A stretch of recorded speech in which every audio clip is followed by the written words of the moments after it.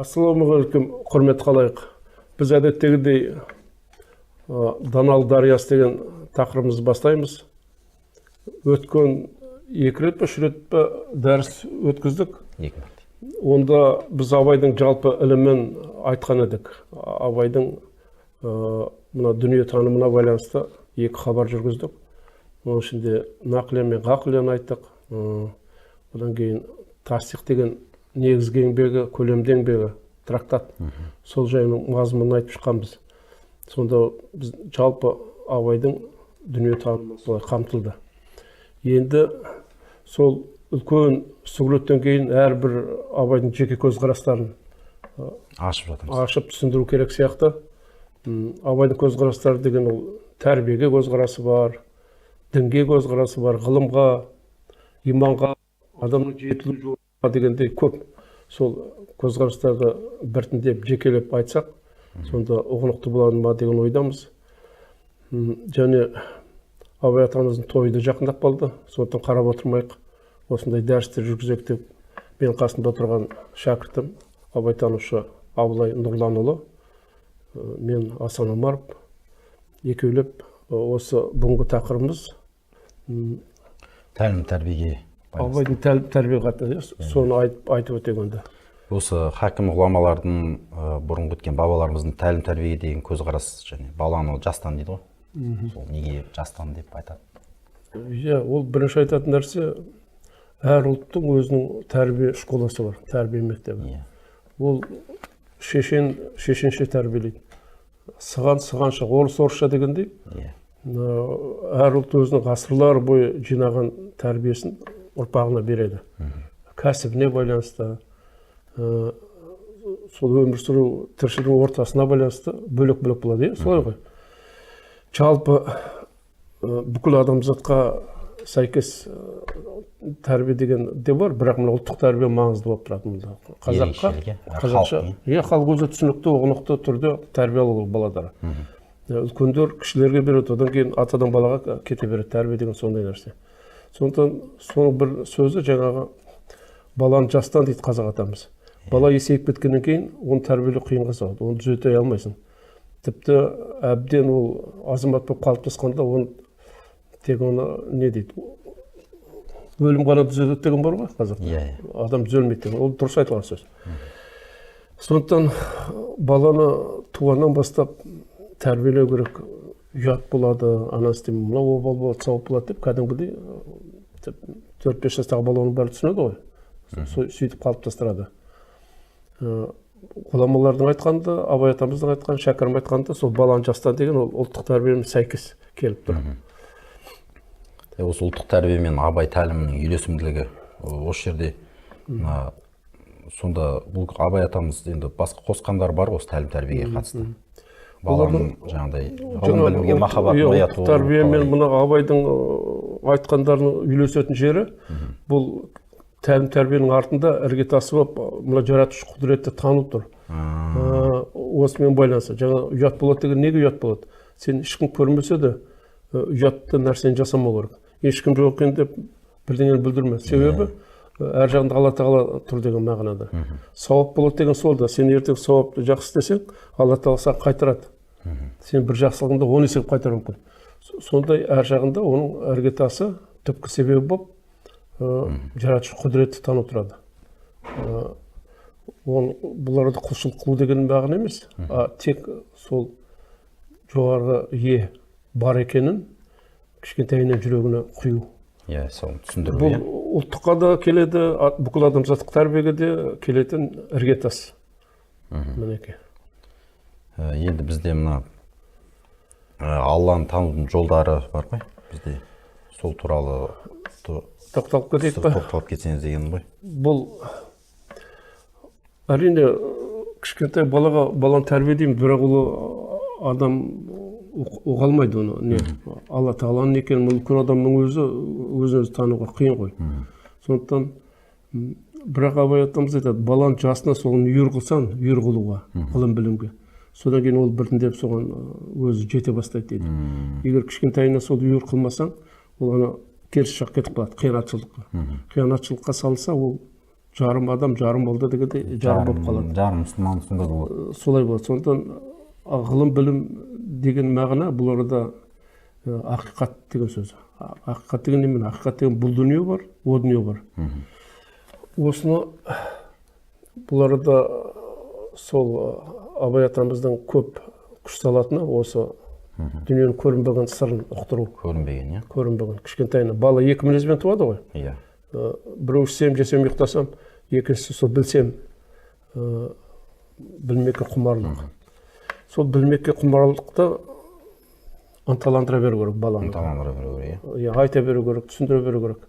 Сонда бұнда Абайда Алланы тану, өзін тану дейді ғой, не дедік? Кітап тастықта. Сонда өзін тану арқылы жүзеге асады ғой, сонда баланың жалпы адамның қалыптасуы. Өзінің жан екенін балаға түсіндіру керек. Ол тек қана маған ана бірге келе жатқан апасына сен тәттіні өзі ғана жеп қалса, ол бала жаман тәрбие алып келе жатқанын сен білуің керек. Жоқ, олай емес, сен бөліс. Жартысын сен же, жартысын анаған бер. Ойыншық ойнасаң, орта ғана, көршің баласы да ойнасын. Десе ол бала өзіне де жақсы тәрбие алады. Екіншіден, жаңағы Алланың, діннің жолы болашақ. Осыдан басталады. Жақсылық жасап үйрену. Жақсылықты махаббат қылуға, мейірімді болуға бұл өте маңызды. Тәрбиенің негізі осы тұрады өзі. Бізде мына бүгінгі өмір жарқылдап алдар бірақ дейді ғой Абайда.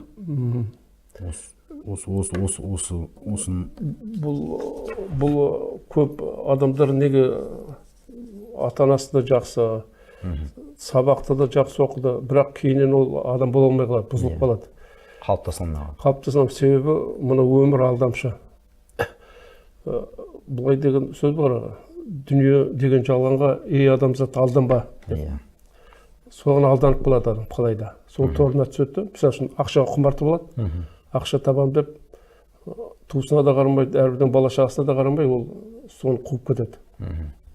Байлықты, немесе бір қызметті. Сөйтіп, жаңағы дүниенің жарқылы адамды орға жағады. Ол дүние жағына алдан бол, ол үшін жаңағыдай адам терең ойды білу керек. Алланың барын айтты қой бағана. Сонда ғана ол қанағат, рақым оған байланады. Әйтпесе жоқ. Сонда бұны бала кезінен қалай сіңдіру керек енді балаға? Балаға жаңа айтып ғой, өзінің эгоизм дегенді азайту керек. Маған, сағанға дегенде баланы қазір қарап отырсам, тәрбие туралы білмеймін деп ешкім айтпайды. Мен өзім тәрбиелеймін, ақылың керек жоқ. Жасты, үлкенді тәрбиені білем деп ойлайды. Ол тәрбие білем деген оған ана балаға жақсы киім кидіріп, жақсы тамақ беріп, жақсы мектепке апарып, ойнатып күлдірсе, ойлайды, міне жақсы тәрбие, жақсы өсіп келе жатыр деп. Олай емес. Абай атамыз айтқан ішкі дүниені қара дейді. Сен жаңағыда аңдып отырсың, не істеп жатыр бала? Тек ана өзімшіл болып келе, маған деп, жоқ, шешесін аяп көмектесе ме? Үлкен кісілер келгенде әдейі, бұрынғыдар әдейі береді, су бар ағып жатыр. Әдейі? Жоқ, ана шаугынмен нені береді, ләпшінді. Қолына су құйдыруға. Неге? Андан бат алсын, рахмет алсын. Өзі бала үйренеді соны, үлкендерді құрметтеуге, сол үшін. Сондайды қадағалап өсірсе, ол атана жақсы тәрбие беріп жатыр деген сөз. Ал тек оған қарамай, тек қананы баланың сыртқы жылтырына, спортта жақсы болғанына, алғай 4-5 алып жүргені қуанған атана, ол опық жеп қалуы мүмкін. Себебі ол тәрбие сыртқы тәрбие ғана болады. Батини, ішкі тәрбие қалып қояды. Батини қалып қояды. Бұл жерде осы Абайдың бала үш алуан адамнан мінез жұғады дейді ғой, ата-анасы, құрбысы, ұстазы деп. Қазір енді құрбылары, мысалы, жанындағы адамдар көп әсерде ғой. Қазіргі заманда 4-шіні айту керек. Мұны әлем желі үшін бе? Интернет. Интернетті қосып қоян 4-ші. Ол да үлкен әсер етіп жатыр. Осының бәріне қарамастан, ата-ананың міндеті сол жаңағы баланың тәні бар, жаны бар екенін түсіндіру. Сенің жаның азап тартады, азап шегесің кейін. 40 үйлі келгенде мықты атақты адамдар жұлдыз дейміз, олардың өзі суицидке барады, не өзін атып тастап жатқандар. Не жетпейді ғой, бәрі бар. Атағы бар, Құдай сақтасын, миллиондаған ақшасы бар, бірақ бақыт жоқ, бақытсыз. Сен бұл тәрбие ала алмады, айтып отырмын ғой. Қуып кетті, болмайтын нәрсе қуды дейді. дүние жарқын алданды. Одан қайтып шыға алмайсың. Сондықтан баланы сен бай болсаң бөліс, кедейлерге көмектес, жаның ашсын, шүкір тәубе деп жүр, деп үйреті ол ешқашанда немес. Ол күтіп керек жоқ, қашан есейеді деп. Кішкентайынан айтып берген. Әдейі сынап, қолына ақша беріп қайтер екен деп. Басқа біреуге көмектесе ме, бермей ме? Мысалы, жолда бір кемтар нашар адам болса, соған садақа берсе, сол баулу керек. Ұлттық тәрбие деген сол. Мына жерде қазір мектептерде жалпы кітап нелер көп қой. Жалпы әлеуметтік желі деген сияқты. Мына бір өлең бар екен бұл жерде. Күнде кітап, гүлде кітап білгенге, кемеңгерге айналдырар бірдемде. Суда кітап, нұрда кітап көргенге, көре алмаған кеудесі көр шерменде дейді.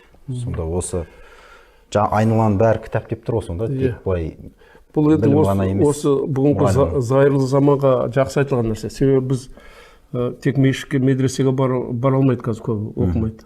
Құранды да араб тілін білетін бір дінтанушы болмаса оны ұқпайды білім. Қазіргі жастар қалай отыру керек? Қазіргі жастарға мына табиғат арқылы. Мына құрт құмырсқа бәрін жөнтіктің есі бар. Тау тасқа дейін ештеңені бүлдірмеу керек. Қағазды алып лақтырып, бөтелкені лақтырып, лайласаң, экологияны бүлдірсең, ол сен Құдайға қарсы деп жатсың. Сен ешкім көрмейді деп ойлама. Ол сол лақтырып бүлдіргені ертең өзің басыңа тиеді. Кез келген құрт құмырсқа жәндікке дейін басып, жаншып, шәкәрім айтады ғой, 8 жасында дейін мен бір құмырсқаны езіп өлтіріп, соны қатты өкіндім дейді, 8 жасында. Онда баласы бар ғой, тіршілігі бар ғой, мен неге өлтірдім деп. Сондай бала болашақта ол данышпан болады, ол жақсы адам болып шығады. Оңды солды жаңағындай табиғатқа қарамай, түсінбей, қыс, жаз, одан кейін күз келетін өзінің әрбір әсемдігін бәрі қарап, баланы үйретсе, бұл да Құран сияқты. Жөн біледі ғой. Тәрбие, міне мынау Алла Тағаланың хикметімен міне күн келді, жаңбыр жауды. Біз демалып жүрміз. Бұның бәрі қайдан келіп жатыр? Тегін ауа, тегін су. Деп солай табиғатты аялауды үйрету, ол да құлшылықтың несі жаңағыдай. Жолы, көн жолы. Сондықтан қазір заманда мына табиғатқа шыққанда, баланы ертіп шыққанда, ертісті лайламайық, мынаны жинап кетейік. Жинап кетейік. Соның бәрі тәрбие деген, табиғатпен тәрбиелеу. Табиғат екінші Құран деген содан шығады. Сонда көрініп тұрған нәрселермен. Көрініп тұрған нәрсенің бәрі Алланың жанды нәрсесі деп үйрету керек. Бәрінде жан бар, жан жоқ. Ағашта да жан бар, шөп, түгелінде жан бар. Рет-ретімен ысырап қылмай пайдалану. Саған, мысалы, аңшы барып 5-6-10 шақты қасқыр не түлкін 45 оның мойнына көнне болды, обалына қалды. Ол өзіне керек ғана ату керек, уақытында өзінің несіне байланысты. Солай. Бізде одан кейін тағы бір сұрағымда хайуанша жүріп күнелтпек деген сөз бар абайда. Осы хайуанша деген енді былай кейбір бір қарайтын хайуан неге адам хайуанға теңеп тұр ма деп ойлауым. Бұл деген абай дұрыс айтып отыр, абай атамыз. Жаңағы жүректің көзі ашылмай қалады, көбімізді ашылмай қалады. Мен жүрегім көзі ашылды деп мақтана алмайды қазір. Жүректің көзі ашылса. Ашылмай қалған, іштегі кір деген қашпаған қалды. Содан кейін адам қайтады. Адам хайуаннан немене сарты оны? Егер о дүниені ойламаса, тек бүгінгі күнмен өмір сүрсе, тек өзіме ғана, маған ғана келе берсін десе, хайуаннан айырмашылық жоқ. Сенде онда да көз бар, мұрын бар, құлақ бар, сенде де бар, сол өмір сүресің. Бұны зая өмір дейді абай ата. Зая өмір. Есті адамның өмірі емес. Есті адам ол қашанда нені ойлау керек. Қайдан келдім дейді ғой енді, дүниеден не істедім, одан кейін қайда барам, осы сұрақ. Соны қайда барамды ойлау керек. Енді қайдан келдім десең белгілі, сен оны өзгерте алмайсың. Әке-шешеңнен тудың, дүниеге келдің. Дүниеде жақсы жаманды істедің. Енді ұлғайып есің кіргенде, жаңа бала емес, бұл балаға айтып отырған жоқ. Қайда барамды, есі кірген есті адамдар ойлану керек. 30-да, 40-да, 60-да қайда барам деген, қайда барасың? Құдайға барасың, басқа баратын жерің жоқ. Құдайға немен барасың? Жақсы істермен барасың. Жаман істермен бетің жабық. Алла мен адам арасында перде тұрады қашанда. Сол пердені ашып көру қиыны. Бірақ данышпандар айтқан, Абай атамыз айтқан, біз соған сенуіміз керек.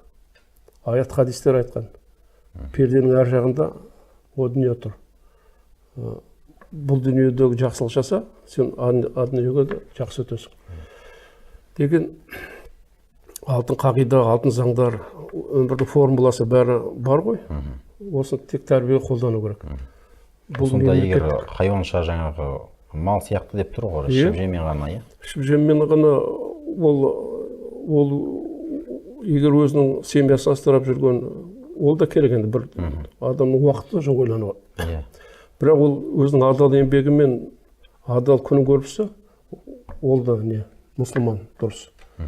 Егер де ол басқан қанап, бір қулық, сұмдық жасап, жаңағы елдің рыздығын азайтып, жеп құртып жүрсе, ол міне хайуанша жүріп күнелтіп кеткеннің мағынасы сонда, шындап мында.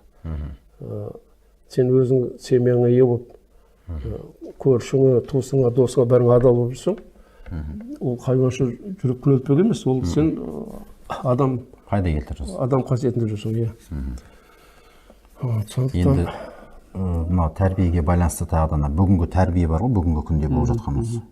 Сол батыстық па, шығыстық па деген. Бүгінгі тәрбиеге қазір үлкен адамдар әсіресе үлкен бүгінгі көңіл толмайды. Бәріміз көріп жүрміз, әлем желден де. Оның себебі, бірақ себебі бар. Оның себебі біз қазақ батыстық адам болып кеттік, батысша. Батыста не бар, соны киеміз, соны ішеміз, соны жейміз, соны қолданып болды. Көшіріп. Біздің табиғатымыз, қазақ табиғаты шығыстық. Абай шығыстың ойшылы, батысқа менсінбей қараған. Германияның француз философтарын оқыған бәріне нетпеген, жауап тастаған. Себебі олардың деңгейі төмен, мына жан тану жағынан. Яғни дүниенің көрінетін жағынан зерттеген. Олар көрінетін жағына құмар, осы ғылымға мініп алып, осы ғылым жегіп, жарқыратып, бәрін дуылдатып айдап бара жатыр, қайда бара жатқанын ешкім білмейді өмірдің. Мағына жоқ, мән жоқ айтады. Маған 8 миллиард болсаң да ол бәрібір Алла тағала кетіп бара жатсың адасып. Сондықтан тоқтаңдар кішкене мынаны қоя тұрып, мына ядерный бомба жасауды, әлгі карамет самолет жасауды бәленбайды қоя тұрып, кішкене ақылға сап, мына керекті істеп олар жер бетін жайнатайық деген ой жоқ ешкімде. Біздегі тәрбие қазір сол айдап бара жатқан пойызға отырып, соның елмен бірге жүре беру. Қайдан шығатыны белгісіз. Қайдан шығатыны белгі болып жатыр. Қазірдің өзінде әлем толқып тұр. Бірінші дүниежүзілік соғыс басталып кетті мүмкін. Экология апат басталып кетті. Катаклизм бәрі төніп тұр. Оны ойлап жатқан ешкім жоқ. Жаңағы эгоизм алған, біз жақсы ұлтпыз, аналар жаман ұлт. Мынау біздің жеріміз, шынында ол Құдайдың жері бәрі. Жоқ, мынау біздікі, аналар тартып алу керек деген, жаңағы кішкентай балаңыз істейтін үлкендер істеп жүр. Ол мемлекетті билеп отыр ма, елді билеп отыр ма, бәрі мағына бір сана сондай ғана қалады. Сондықтан біз сол тәрбиеге бас ұрып, соған кетіп барамыз. Біз осы мектепке бергенде қалай береміз? Әй балам, сен жақсы оқы, 4-5 оқы, сонда сен ана грантпен анаға түсесің, одан әрі қарай сен жақсы қызмет істеп, жалақың 500 мың, 600 мың аласың. Одан кейін машинды алып, сен бізді де асырайсың, сондай мағынамен береміз. Абай айтады, ондай мағынамен ешқайда шықпайсың дейді. Ондай мағынамен адамдық таба алмайды.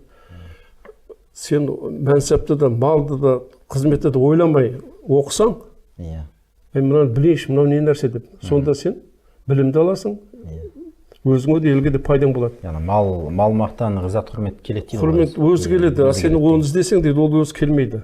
Табынып іздесең де. Ақырында табынып болмайды. Сол бұл дүниеге табыну, мына фәниге табынудың ақыры қашанда оңбайды. Ұлт та оңбайды, жеке адам да оңбайды. Сондықтан мына Абай Шәкәрімнің білімі не үшін керек? Бізге мына жалпы бағытта дұрыс табу үшін. Ана Европа сөйтіп бара жатыр екен, соның артынан ермейді. Мына еврейлер былай істеп жүр, оның артынан ермейді. Әр ұлт өзінің. Мысалы, мына жапондарды айтуға болады. Жапондар бір кішкентай островта тұрып жатыр. Бірақ еліктемей, өзімді өмір сүруге тырысып жатыр. Міне ең болмаған сондай үлгі болу керек. Жоқ, біз бәріне де мықтымыз, немесе біздің қолымыздан түк келмейді деп етуге болмайды. Осы мысалы тәрбие туралы айттық қой, мына абайда ұлттық код бар дейді ғой, осы туралы бір айтып кетіңізші.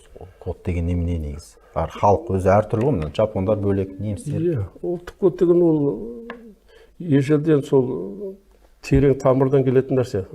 Тамыры терең. Мына қазақ, біз неге мақтанамыз? Тамырымыз терең деп. Біз ертеде пайда болып, бүкіл көп жерді алып сол өрген халықпыз. Кейіннен болатын халықтар пайда болады. 30-40 миллион болып өсіп кетсе де, олар тамыры шағын. Тамыр деген жоқ. Олар жойылып кетуі мүмкін. Неғұрлым тамыр терең болса, ол халық жойылмайды. Сондықтан біз қазақ өзіміздің тарихымызды білсек, біз ұлы халық болып кетереміз деген мәңгіміз сонда ғой. Абайдың да данышпандығы сол айырда жатыр. Бұл оны тарихты айтсын, өмірді айтсын, біз қазақтың болашағы зор екеніне сенуге болады. Ұлттық код деген ол сондай нәрсе. Уақытша біз ғана отарландық, санамыз төмендеді, құл болдық, үйтіп бүйтіп, оның бәрі уақытша деп есту керек. Келешекте бәрі ұлттық код ойнап кетсе, қанымыз. Біз қайтадан есімізге түседі кезінде әлгі Алтын Орда, одан бұрынғылардың бәрін әлемге дұрыстап билеген деген қырып жою емес, әлем тәртіп орнатып. Евразияның өсіп өркендеуіне жағдай жасау. Ол көмей керек. Ол сен қылышпен бәрін бағындыру емес, ақылмен, әділ жүруге. Сот сол кезде әділ болған, заң сол кезде әділ болған, хандардың. Солай қалыптасқан халық. Міне Абайдың әділдік туралы, арлық туралы айта беретін сол кодтан алып отыр. Ұлттық кодсыз болмайды. Тәрбиеде айналып келгенде соны жоғалтпау бізге еліктеуге болмайды. Мына тіпті кішкентай бір халықтар бар, сығандар. Ешкім еліктемейді, өздерінше тәрбиелейді оны. Бір Астанада бір сығанның үйіне кездейсоқ барып қалған біз. Бір кәте жайып жатыр. Сонда бір жұмысшы айтады.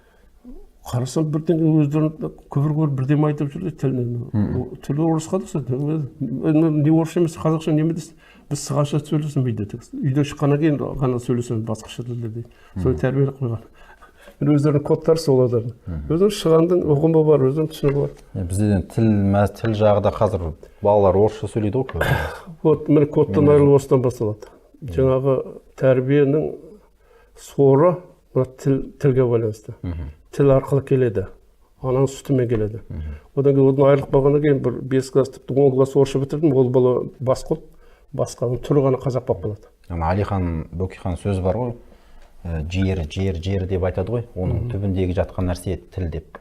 Біз тіліміз қазақ болып қана жерді қорғай аламыз деген сөзі бар сондай. Соны айтамын, қазір қарап отырсақ, қазақтар өзі жартысы орыс тілді, жартысы қазақ тілді, екеуі бірін бір ұқпайды.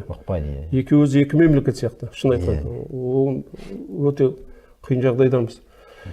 Ал ана орыс тілділерді тәрбие жоқ, мен бірден айтамын. Онда тәрбие жоқ, олар маргинал дейді.